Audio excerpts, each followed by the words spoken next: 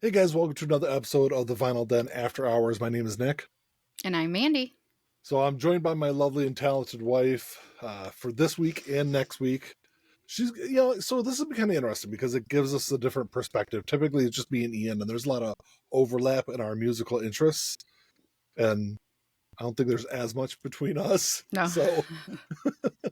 So you'll definitely bring a different, I think, flavor to the show. So welcome to the podcast, Mandy.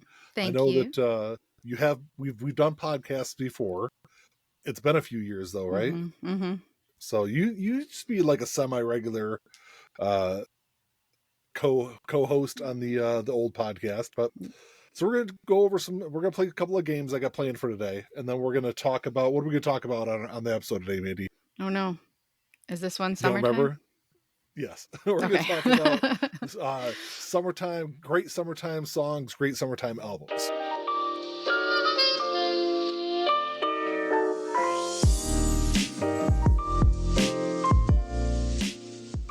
There's a bunch of links down below. You got links for the Vinyl Den Facebook group, for the merch page, for the Spotify and Apple Music playlist that I put together every week, and the Patreon page. So make sure you check all that out. Like always, if you enjoyed the episode, make sure you give me a thumbs up, hit that subscribe button down below, and make sure you hit that notification bell so you're notified every time I release new episodes. But before we get into that, Mandy, how have you been? I know I just saw you like 5 minutes ago. I helped you get all your stuff set up. I did want to ask you, so we went to a couple of concerts recently. Mm-hmm. We saw Blink-182, which we saw Blink last year also. Right. What'd you think of the Blink concert? I guess I'll ask you that one first. I thought it was good. I think it was hard following up the one that we saw the summer before. That one just seemed to have more, I don't know what you call it, more effects and stuff that they had involved in it. But it was still a good show. Yeah. I think that, I will say the show that we saw last year, I think was probably one of the top 5 or 6 concerts I've been to. It was a great show. They did a great performance and everything. They weren't bad this year.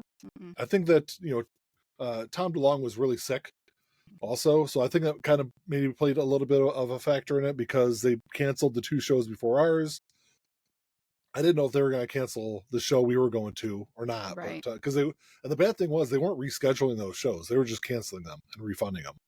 That sucks. So I'm glad they went through. I mean, obviously, it impacted Tom's performance for sure. He could sing as well as he's never been a great singer, but it definitely impacted his performance during the show. But sure. They still put on a good performance. I mean, it's still, it's Blink. It's they do a pretty good job. They're definitely a lot better live band now than they were 20 years ago. So I'm sure. So what was the other concert we went to, Mandy? The one that I know you didn't enjoy so much. NoFX. Yes, we saw NoFX, and then Co-Defendants opened for them, which I was kind of disappointed in seeing Co-Defendants open because it was supposed to be Get Dead, which they're a fantastic punk band. Their album Dancing with the Curse has been one of my favorite punk albums of the last 15, 20 years. So, I was really excited to see them. But, we still got, so their lead singer, Sam King, is also the vocalist for Co-Defendants. So he doesn't scream as much in the other one in Get Dead than he did in the Co-Defendants concert. That was crazy. What'd you think of that concert, Mandy? Their part specifically, or either one, them and NoFX. I liked the opening band too, with the girl with the saxophone. I can't remember what they were called. Yeah, I'll remember what band that was that opened for him. They were cool. Co-Defendants, they were fun to watch, but he screamed. I couldn't understand a word, and if not coming in, not knowing any of the songs, it just sounded like screaming. Like I'm like, okay, what word is he saying now? Like I don't know, but it was still entertaining. Yeah, it's always entertaining watching mosh pits. Yeah, we were just behind the mosh pit, so yeah. I wasn't going to I'm too old to be in a mosh pit. Even though mosh pits at punk concerts aren't I think the worst mosh pit I've ever seen was when I saw Pantera in 95 or 96 at the Palace up in, just north of Detroit there. That was the craziest mosh pit I've ever seen. There's people coming out of there covered in blood and people were just beating the hell out of each other. Yeah. punk shows, there's a lot of like skanking and things like that. A lot of dancing that goes on in mosh pits. It's not so much like beating the hell out of each other. No, they just carry you over their arms and then like toss you over the There, fence there to was the a lot of security crowd guard. surfing. There was a whole lot of crowd surfing. There was some girl that thought she was going to crowd surf from the back of the fucking floor. Like, so we were like, I don't know, probably halfway back on the floor. And so there should be no one crowd surfing behind you. That's like way too far. You're not gonna make it very far. So no one was paying attention. And all of a sudden I heard like a big noise behind me as I turn around and look, just as this girl like completely bites it from about 6 feet up in the air. So I felt really bad for her, but like you should know better. Like if you're gonna crowd surf, get up in the pit and crowd surf. Don't try to crowd surf from further back. It's not gonna end well. But she was okay. But it was a good show. I really enjoyed it. You know, it was no effects. It was their last tour that they're ever going to do, supposedly. You know, you never know with some of these bands, but you know they've been, you know, pretty steadfast that this is going to be the last tour that they're going to go on. Mm-hmm. They weren't supposed to have a show in Detroit, so I was kind of disappointed because I'd never seen NoFX. I wanted to see them. You know, they're one of the greatest punk bands of all time. So when that show popped up, I thought it was perfect. Plus, it was on my birthday, so it worked out perfectly. Yes. NoFX was great. I thought they did a really great performance. They lived up to what I expected them to be. You know, Co-Defendants. You know, they were. I love the Co-Defendants album. You know, the concert wasn't quite as good as I was hoping it to be, but you know, I thought they still did a really good job. Yeah, the opening band, I don't remember who they were, but they were really good too. Yeah, I thought it was a good show. Yeah. I know you definitely had some questions about that one. Yeah. As far as sure how it was going to go. Yeah. I don't like going to concerts not knowing the songs. It makes it so hard because you're like smiling, pretending to have fun, and you might be, but I like singing along with the words, and you can't really like dance to screaming. So I was just kind of standing there smiling, like, what do I do? So we're seeing Green Day next. So we'll see Green Day, Rancid, Smashing Pumpkins. At least you know some of their songs. Yeah. Because they're doing, I think. Is that who? Oh, that's right. That's who it is also. But Green Day is doing all of Dookie and all of American Idiot. So you should know quite a few of those songs. Yeah. Sure. So that'd be good. And then after that, we're seeing Rise Against after that. Okay. We're seeing Rise Against in October, which you don't know any of their songs. Nope. I don't know a whole lot of them, but I'm definitely looking forward to seeing them. Should be a good show. And I thought we were seeing Mod Sun because that was in my planner, but apparently we're not. So Mod Sun is playing in a small venue in Detroit, and it's not like St. Andrews Hall is a really good venue to see a concert. I love it. Yeah. It's a great concert spot. You know, it's really nice and small, but I'm not a fan of being on the floor there. Yeah.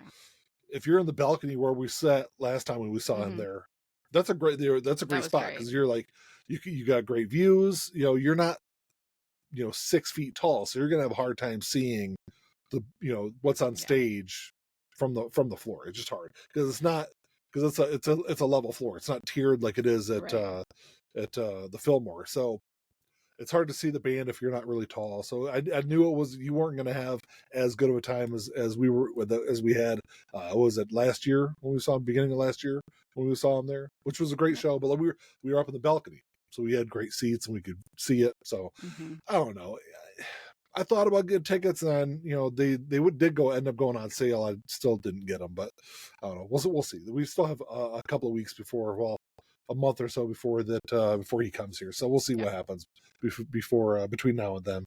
So we're gonna play a little game. All right, Mandy. Okay.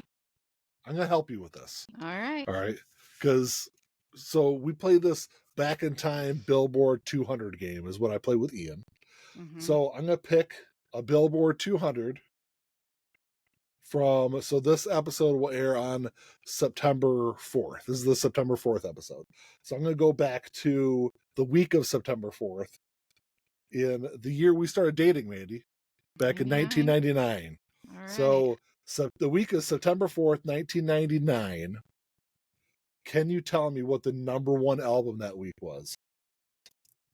I'll give you some hints after a minute. Not yet, though. Wait, yeah. Okay. Give me time to think. Yeah, no. They've been on the chart. It'd been 14 weeks so far that they've been on the charts. So it came out. Was it NSYNC or no? It was not NSYNC. It was close though. Backstreet Boys? Yes. Backstreet Boys Millennium was number 1 that week. Yeah. Number 2 was Mary by Mary J. Blige, which I don't. Do you remember that album? I don't remember that album. Probably, but it debuted at number 2 that week. Mobb Deep Murder Music debuted at number 3 that week. Limp Bizkit Significant Other was 4. Baby One More Time by Britney Spears was 5. Now 2, which was one of those various artist compilations, was number 6. Ricky Martin, his self-titled album was 7. The soundtrack for Runaway Bride was number 8. Kid Rock Double Without a Cause was 9. This is like a flashback to the late 90s. All very like late 90s albums that I don't think have really kind of stood up. So Supernatural by Santana, that's a great album. That's still a great album. Was it number 10? There was some good stuff. Californication was 12 that week by Red Hot Chili Peppers. All right. I was trying to see what year did what album did NSYNC have out then? Was that? I don't know, because were we living together? In September? Well, we moved in November. Okay. So it was just a couple months before we moved in together. Was it No Strings Attached that came out when we were there? I think or no? No Strings Attached came out, I think it was either the end of 99 or I think it was the beginning of 2000 when that came out. So it wasn't out yet. So what was the album that came out before then? Okay. It was just the regular NSYNC because Celebrity came out in 01. Okay. So when did No Strings Attached come out? It just says 2000. I can look more. Okay. So it was 2000. I thought it was like beginning it was definitely when we were living in the apartment. So I know. But 98 Degrees and Rising was 18 that week. That was a good one. Yeah. Enema of the State by Blink-182 was at number 22 that week. That album was out, but it hadn't really blown up, I don't think, at that point, because it only been out for 12 weeks at that point. It went up to number 9. I guess I thought it went up higher than 9, though. Maybe not. Maybe I'm wrong, though. Wide Open Spaces by Dixie Chicks, which I know is an album you love, was at number 24 that week. NSYNC's self-titled album was at 26. Okay, and so that had been out. That had been out for a couple years already. Yeah, at that point, it spent 74 weeks on the Billboard charts. Okay. 1459 by Sugar Ray was number 30. Dizzy Up the Girl by the Goo Goo Dolls, which is a really great album, was at 31. That was before Goo Goo Dolls got too commercially, I think is probably the best way to put it. Backstreet Boys' self-titled album was at 37, which they'd been out for a really long time. There'd been a couple years that album had been out at that time. I'm trying to think what other albums were big in 99, or the summer of 99. Believe by Cher, that was at 45. That was the first album. That was the album that introduced the world to autotune. Yeah, that was weird. For good or for bad. Oh, right. A band. There's an album at 46 that I know you saw live, and you said they were absolutely terrible live. Oh. And that was "You Can't Stop the Bum Rush" by Len. You saw them. Was that the band you said was so drunk they couldn't even sing? They couldn't even perform? Are they the If You Steal My Sunshine? Yes. Yeah. Yes. My sister and I went to, I think it was 95.5, whatever, one of those regular, pop hit stations were on the radio. They always did a winter Christmas bash, and so they were there at that one that year. I can't tell you what it is. I know Mamba number 5 was big. That guy was there, Lou Bega. Yeah. But yeah, they couldn't even hardly stand up, and they were talking, but they were almost talking trash, and it was just really, it was okay, this is not, you need to go back now, don't embarrass yourselves. Yeah. That was their one and only hit, I think, was that song, which is a good one. I don't remember anything else out there. You had it on CD. I don't remember. Didn't know that. I remember that. In the fall of fall of 99, we took that trip up to the Upper Peninsula, which is coming from southeastern Michigan to the very top of the Upper Peninsula in Michigan. It's a 10 or 11 hour drive. It's a long ass drive. It's crazy you can drive for that long and never leave the state of Michigan. Yeah. So we listened to a lot of music, and I remember that was one of the CDs. That's the only time I ever listened to a CD was on that trip with you. Wow. So How do you remember that stuff? That's insane. Because I don't know, some of the all like the important stuff that I can't ever remember, but it's just stupid shit like that I do. Yes. Slim Shady LP was at 48 that week, which it took me a while to come around to that album, but it is a good album. Americana by The Offspring, which is another album that you had. We listened to that on that trip up north also. That's a great one. I was at 52 that week. A Place in the Sun by Lit was 56. That's another good album. Best Education of Lauryn Hill was at 59. The album that was the Apple Music said was the greatest album of all time. That was on their list that they released last year. Yeah. Oh wow. That was the album that they had at number 1, which I was at number 1. Really good album. Yeah. It is. It is a good album, but I don't think it's the best album of all time. No. She's talked about making a follow-up to it too, because that's the only. That's the other thing. It's the only solo album she ever did, which is really surprising. But as popular as that album was, what else we got on here? My Own Prison by Creed was at 66. It's kind of a shitty. I think it was a shitty summer for music. Really, scrolling down through, you're like, Buck Cherry's self-titled album was 76. Oh, they had that good song. $3 Bill Y'all was at 79. What? Oh, Buck Cherry. Mm-hmm. Yeah, there was one song. What song was on their song? I'll have to look it up now. I don't remember what song was on their self-titled album. I think the one you're thinking of. One. I think the song you're thinking of is off their second album. I'll look it up real quick. I don't remember what the name of their other album was. So Lit Up was the big track off of their self-titled album. I think the song you're thinking of, which is Crazy Bitch, was on 15. Bitch. Yeah. That was on 15, which is their third album. Yeah. But anyway, I think it was a really soft Billboard 200 for the weekend that week in September. You did good, Joe. Though I didn't have to give you too many clues to guess. Well, it was kind of an easy year. I knew it was going to be some kind of boy band or girl. The funny thing was the very first episode that Ian and I did that on, I think we did 1976. And he like right away was like, "Oh well, Grease has got to be up there," and it was Grease was number 1. So I was like, "How the fuck did you guess that?" I was kind of surprised, but he's smart. He's very, very smart. So yeah, I've got one other game if you want to play it, Mandy. Okay. All right. So this is so we call this the Family Feud game, even though it's not really. I stole this. I stole this from another podcast. So what they do in their video is they'll bring up Spotify, and you've got a name. In their episode, they do the top 5 most popular songs according to Spotify, and they've got 3 people that guess. And they take turns, and if you get an X, once you get 3 X's, you lose. All right. Okay. So we're gonna do the top 10. So make it a little bit easier or a little harder depending on the artist. I'm gonna give you a really easy one though, Mandy. This is not like the top 100 men say this about women. No, this is not going to go well. No. Okay. I think you're right. I will tell you that if you struggle with this, don't worry, because Ian, we did Alice Cooper, I think it was, and Ian got 1 right out of 10. So it can be hard. I think the hardest part is thinking of the song, like thinking of their most popular songs. Gotcha. Because it's the most popular songs according to Spotify. Okay. All right, so I'm gonna give you this should be a pretty easy one. You should do pretty good with this one though. We're gonna do the top 10 songs according to Spotify by Taylor Swift. Oh God, it's like 50,000. How? I know. So you should be able to get some of them though. Just think of the most popular songs. Just and name this them is all. Up until today. Yes. Oh, frig.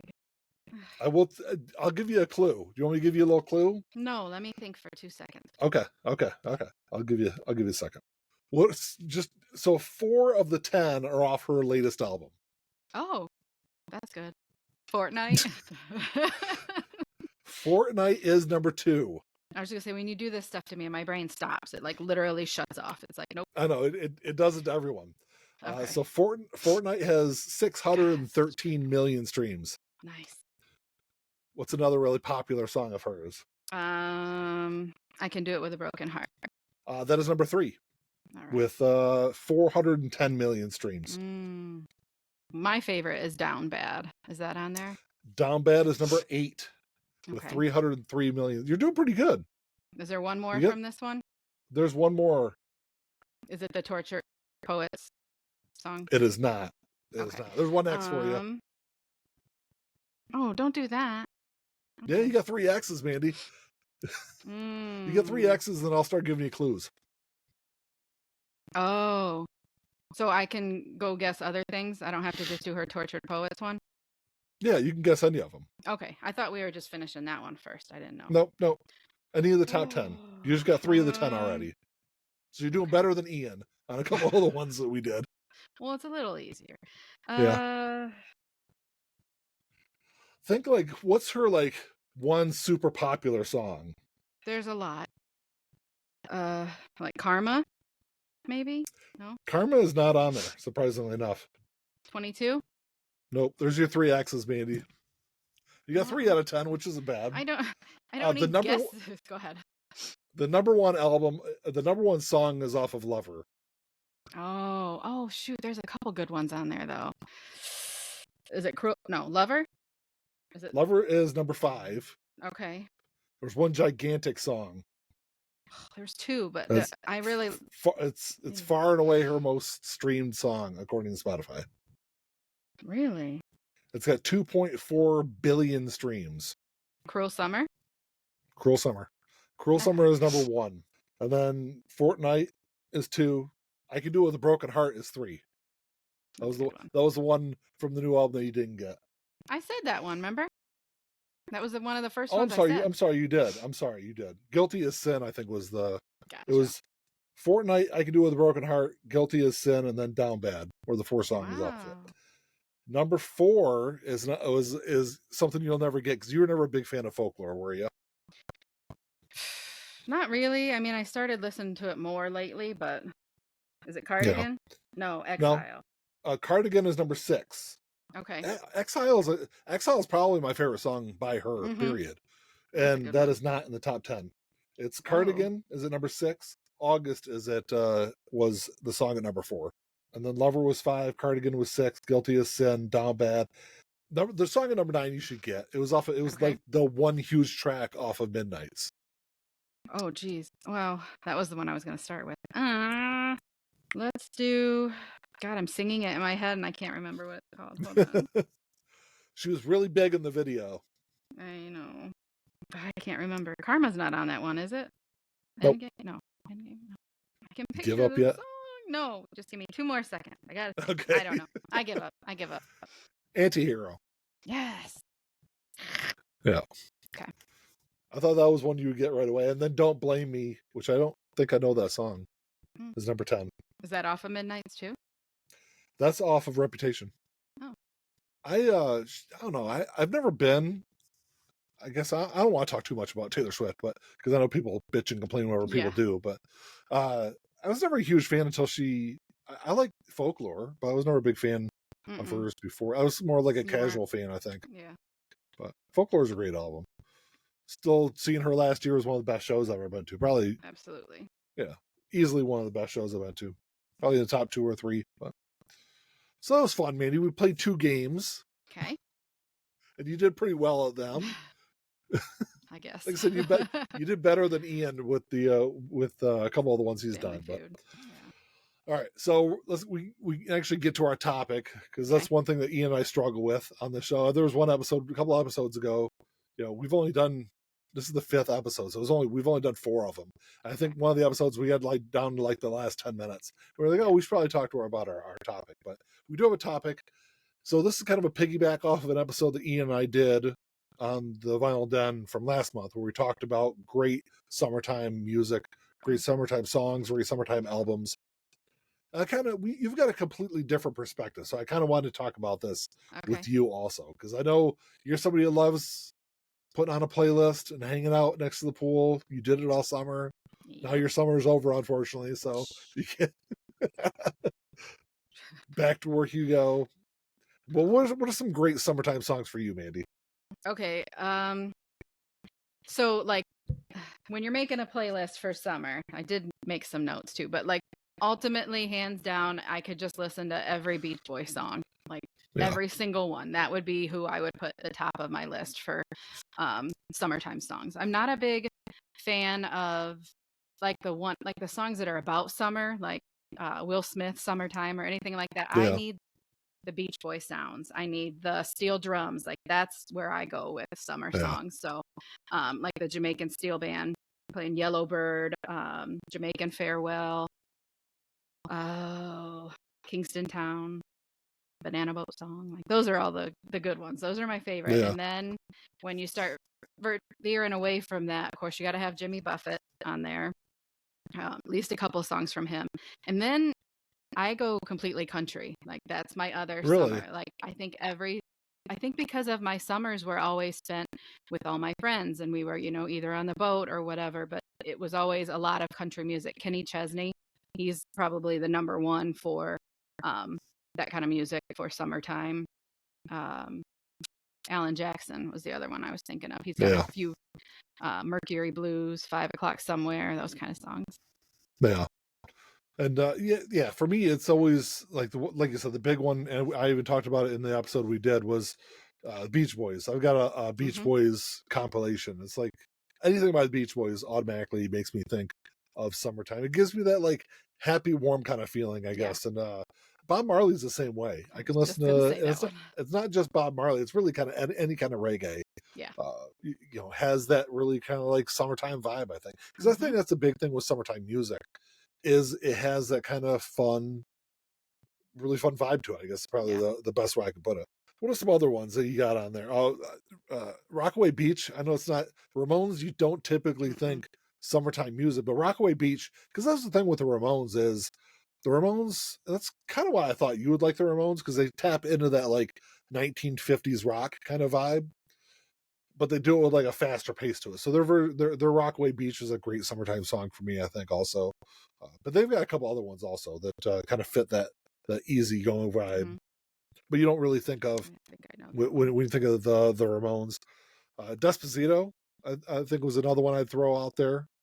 Yeah. Which that's a summertime the music song. Is fun. It's just not. That doesn't like ring summertime to me, but so I guess I think of summertime with that because we were in Florida when that song like really hit, and it was like super popular that summer. So I guess that's why I tie it to summertime. I remember just like driving around. I think we were driving to and from the beach, and we heard the song at least once or twice each way. So it's I guess I kind of I tie it to that memory. Well, then if we're going to go, so I'll go away from mine. I was thinking Kid Rock all summer long. Not a big Kid Rock fan, but that song takes you right back, I think. Cake by the Ocean, Sucka. Yeah. California Girls by Katy Perry. I think that's another good one. But yeah, and I guess kind of along the same lines, there's stuff you don't really think of like big summertime. Like it's not an album or a song you immediately think of when you think summertime. Is Graduation by Kanye West. It's got a great vibe to it. The entire album, I think, really kind of fits that. It does. I don't know if you know, Jack was into I Don't Know How They Found Me for a while. Yeah.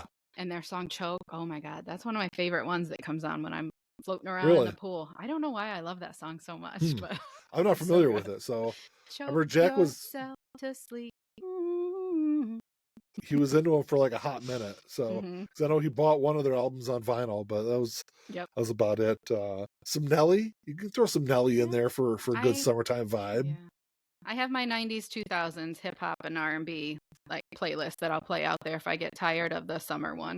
And that's just basically everything you can think of from Jay-Z, Kanye, all those guys from back then. Yeah. Zac Brown Band's a good one. Toes in the Water, Ass in the Sand, that song. Toes. I guess I'm not. See, that's the thing is I've never been a big country music fan. So, but I do like some like older, like I like some of the country musicians that you talked about. But it's like when it gets, I guess Zac Brown is probably another one of those exceptions also, because he's not so much like the shitty poppy country is what that basically is what most of it is now. Southern pop music. Yeah.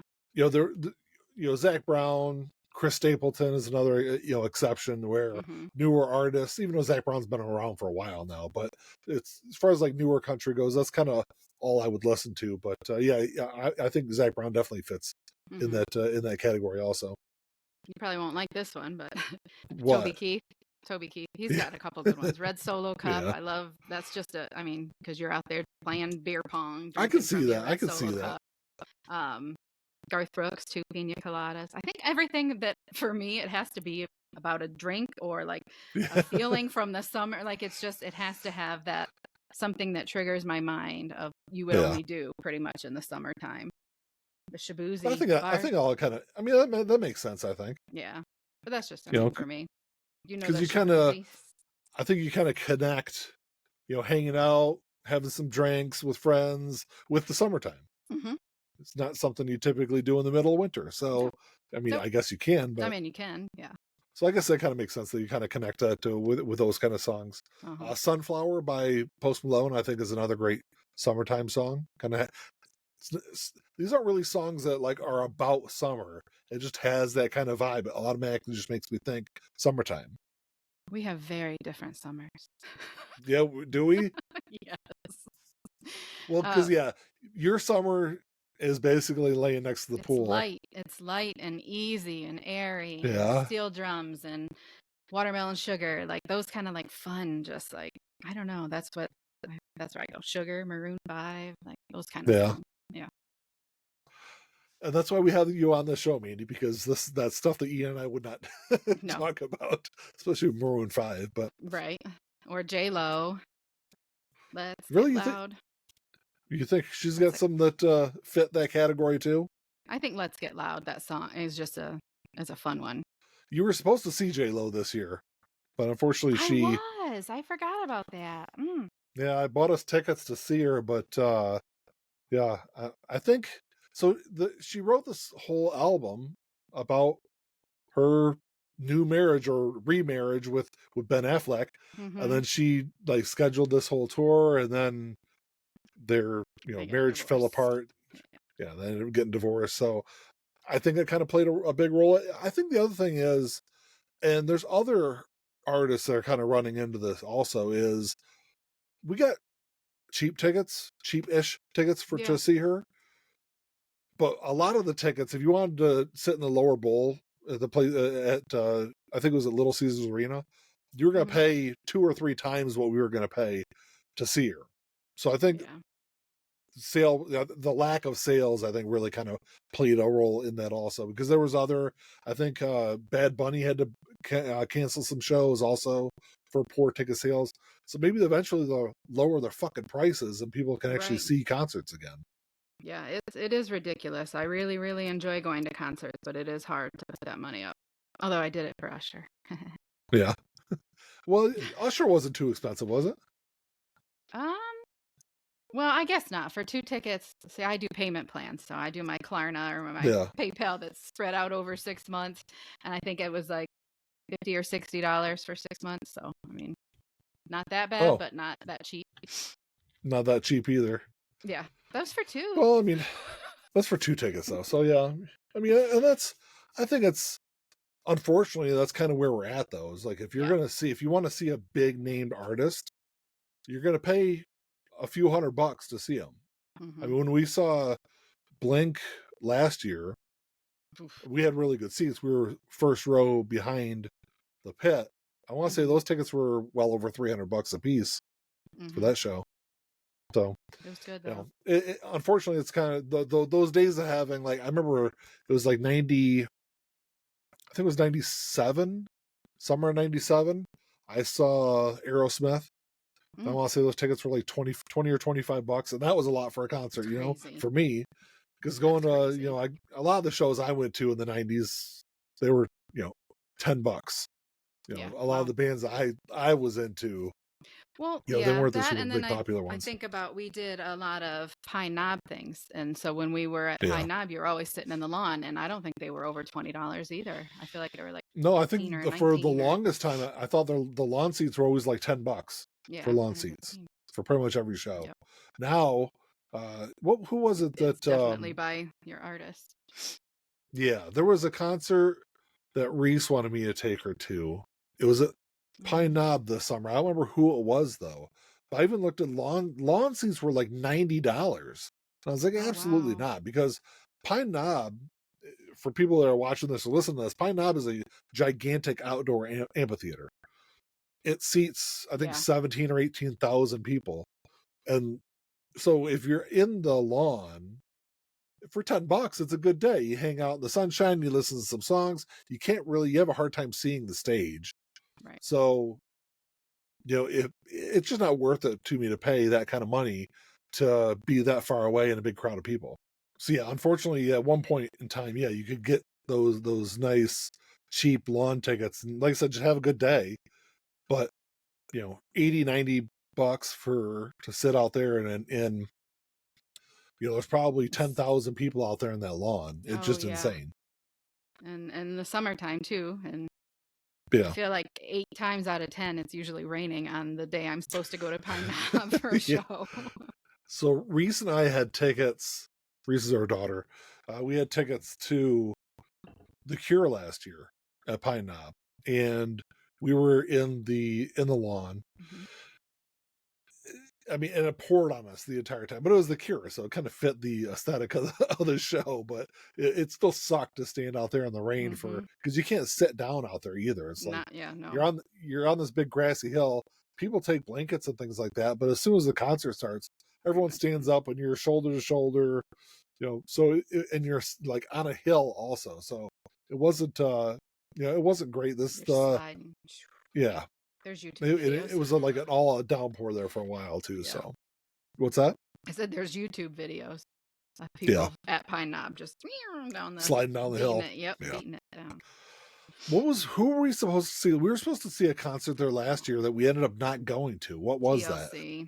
that? Oh, Big Thunder, that was a big one too. They didn't cancel it, but I think they had to sit in their cars for hours, and we had just decided let's not even, because we knew it was coming. So yeah, because we live, it's probably about an hour and a half from our house to Pine Knob. So yeah, there's this horrible storm coming through. I think they ended up having tornado warnings and stuff like that too. I think it was all the thunder and lightning that they had to evacuate Pine Knob, and I think it was 3.5 hours of people sat in their cars. Yeah, no thanks. There was and the bad thing about Pine Knob, it's in the middle of a neighborhood. So they have limits. I think it's 11 o'clock. If the show cannot go past 11 o'clock, or the artists get huge fines. So they end up having to cut a couple of people off the bill for that concert also. So that kind of sucked. But I wanted to see TLC, even though it's not really. It's just TC, isn't it? Yeah. Because you're missing the L, but I would like to see them, but I'm glad we didn't go. Looks like you were going to say something. Was it the Rob Zombie, Alice Cooper concert that she wanted to go to? No? It might have. No. It was the Limp Bizkit concert. That's what it was. She wanted to go. Reese doesn't like Limp Bizkit, but one of her friends is a big Limp Bizkit fan, and I've long said that Limp Bizkit makes music for douchebags, 90s douchebags, but it's bro music. But I wasn't that's what it was. It was Limp Bizkit. So I wasn't gonna pay $90. Especially since I forgot who opened for them. I wanted to see one of the opening acts I would like to see. And that wasn't gonna. That was at Pine Knob? Yeah, that was at Pine Knob. Oh, Corey Feldman. Corey Feldman was opening for Limp Bizkit. That would be interesting to see. Though. Yes, I wanted to see. I wanted to see his horrible performance, and so there's this thing going around lately during this tour that they say that he's not really playing these guitar solos that he's supposedly playing, and there's evidence that he is and evidence that he's not. It's kind of this funny thing that's been going on for the last month or so. But it's Corey Feldman, right? Yeah, because Corey Haim is dead. Corey Feldman swears up and down he's really playing these solos, but which I don't know. He puts on a weird performance. If you've never watched any of his performances, just go on YouTube. Some of them are absolutely hilarious. It's hilariously horrible. Yeah, it's probably the best way to put it. Wants to be Michael Jackson or something. Yeah, he always throws his little shirt back like Michael Jackson. What are you doing? But I think the name of the Limp Bizkit tour is Loserville. I think perfectly fits the bill. So yeah, so I wasn't gonna pay that kind of money. I would have liked to seen the Rob Zombie Alice Cooper show, because Yeah. I've never seen Alice Cooper. Not a Rob Zombie fan, so it would have been one of those shows where I would, and tickets weren't cheap to that one either. I want to say they were 90 or $100 a piece, and I wasn't going to pay that money to just go see Alice Cooper and then leave. That was just this Friday. I haven't seen anybody post about it though, so I don't know if No, I don't know anybody that went. Normally, I see some posts about it. there's a couple people I'm friends with on social media that posted that they were at that show. But yeah, I mean, like I said, I would have liked to seen Alice Cooper, but I don't know. I would have liked to seen Alice Cooper 15 years ago, probably. But, I mean, I heard that he still puts on a good performance, but it's not the same. But no, Sure. you know, he's like 80 years old now. But maybe one day, we'll see. We go see Avril on Saturday. Is she? So I tried to get tickets. Her tickets were super expensive too, and that's the thing. Is like last year I dropped a ton of money on concerts, and I just didn't want to do that this year. I was trying to be a little more selective. I want to say her tickets were well over $100 a piece. Also, yeah, they were. So that's why I was like, I'm okay. It's not really Avril Lavigne anyway because she died in 2005, and it's Her Melissa Melissa is the name of the body double. Okay. So she was on a podcast. Yeah, what's that? People are weird. I know that. So she was on a podcast not too long ago, and they asked her about that. She said she thinks it's the strangest damn thing that people think she's dead. I mean, she looks like the same person. I don't know. I don't even remember where all that came from. It's one of those weird musical conspiracies that exist. But for a minute I looked at prices when her tour was announced, and I was like, probably good. Yeah. I don't know. If it would have been last year, I probably would have paid the money to go see it last year. But I feel like there was because of COVID, we didn't go to concerts for several years. So last year, it seemed like everyone was coming in concert in our area. So I was like, I went and saw everyone last year. Yeah. I think I probably went and saw. I think I went to like 10 different concerts last year, at least. But I don't know. What you got? Any other good summertime albums or summertime songs you got to throw out there? Well, when oh, you asked me go, and then go you ahead. start talking. No, go ahead. When you think back like 50s, 60s, Sugar Sugar, I like those kind of light songs. Oh yeah.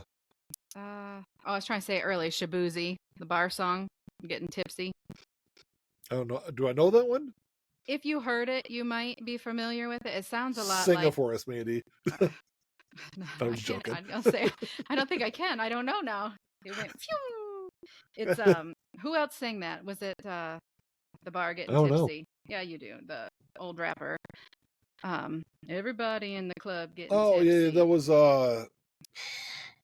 Anyway, they think that they were showing comparisons of this song compared to a couple of his songs, so it was kind of funny they're like, if you think it sounds familiar, this is why. But it's a good one. It's a fun one.